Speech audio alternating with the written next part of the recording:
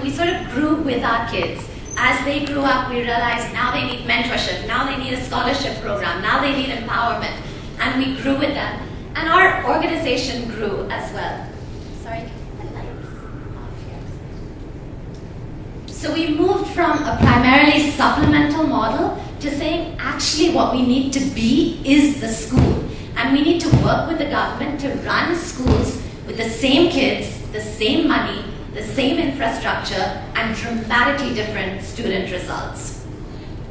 And I think through it all, the best part for me of starting my venture was it was such an amazing opportunity to learn who I was, what I was good at, what I was not good at, what was important to me, what was not important to me.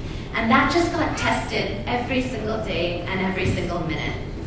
And then, this is the girl I asked you to remember, Parveen. She grew up. And that's Parveen now, she's now in Elphinstone College. And this was a few years ago, 4 years ago, when I went through a very, very interesting phase in my life where I felt two very conflicting emotions.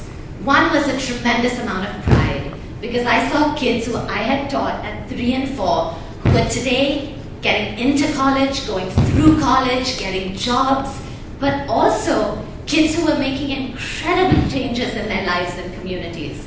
So a young Muslim girl whose elder sister was married at 13, who was 23 and saying, I'm not getting married, I still want to work for a few more years. A kid who was standing up in class and saying, you know what, there's abuse happening at home and it's not okay, I have to change it. So massive changes with our kids. So the first emotion, pride. The second emotion, which was even stronger, was almost a desperation, a real depression. That at the end of the day, Akanksha, I've been doing this for 17 years. We're reaching under 5,000 kids. How do we do this for every child?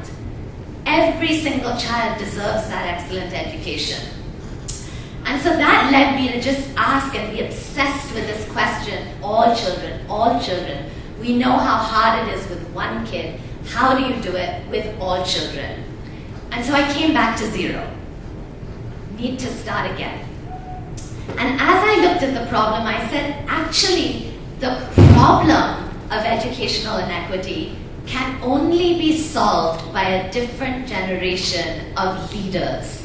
There's a leadership gap in the country. And if we believe in this vision that one day all children will get an excellent education, we need to build a movement of leaders. And so 3 years ago, and that's the number 3, we started Teach for India.